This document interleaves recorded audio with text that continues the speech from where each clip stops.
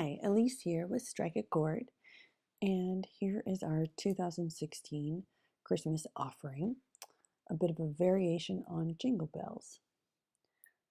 So once you click into the Lessons menu, you'll see we have quite a few new lessons, all the way to dominant sevenths. For Jingle Bells, we'll need certainly the major thirds for the first part. Jingle bells, right? So when I introduce the idea of intervals, I like to show all 12 together and then get more specific into just the two forms of thirds. Think about minor as kind of like a little and major is the big. Like Little Dipper and Big Dipper would be minor dipper and major dipper. So a minor third would only be 3 half steps, but the major third is slightly larger at 4 half steps. Here we are on the Choose 4 Thirds menu.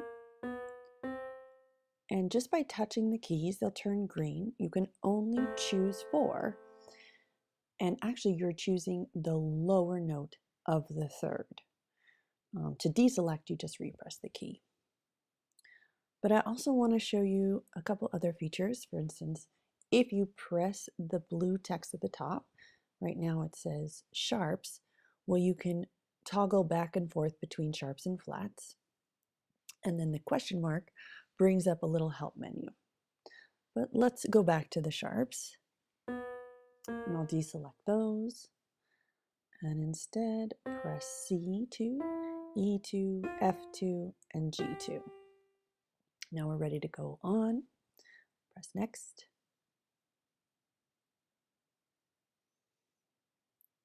In Write a Song, any other selections won't work. They'll just turn red. They won't make a sound. And so you're guided to play only major thirds here.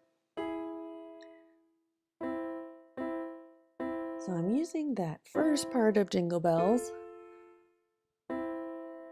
but not going for the actual song here. We're being creative with Jingle Bells. I didn't like ending on G2, so instead I'm going to replace those last few notes so that I can end on C2. Once you've finished, you can try the whole song again and make any further changes.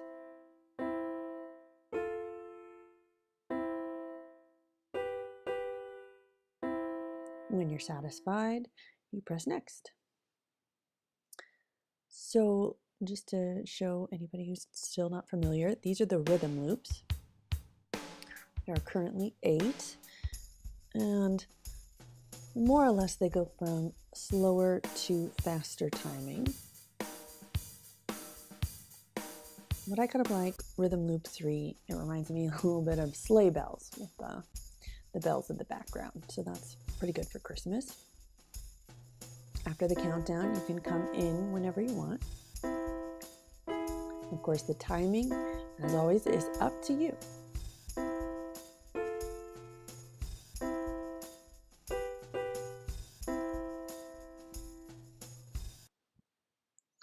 I got a 14 out of 14. If I had played a mistake, it would reflect in my score, and I would have had a 13 or a 12 out of 14 instead, and I would not have received a badge.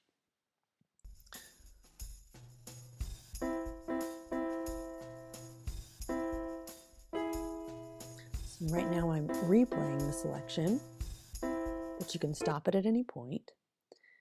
And if you're wanting to change the timing or get a better score, you reset. What we want right now, we'll go on. Unsave your song. As a teacher, I like to have this so that I can keep track of who's recorded what. But right now, St. Nicholas is our composer, and I'll call the song Jingle Bells because, of course, it's not the real song. It's my version. And you're not required to save the song. You can reset at this point, but I also like to put a little extra message in there, Merry Christmas. And you can also use those ever popular emojis. I personally love this little Christmas tree.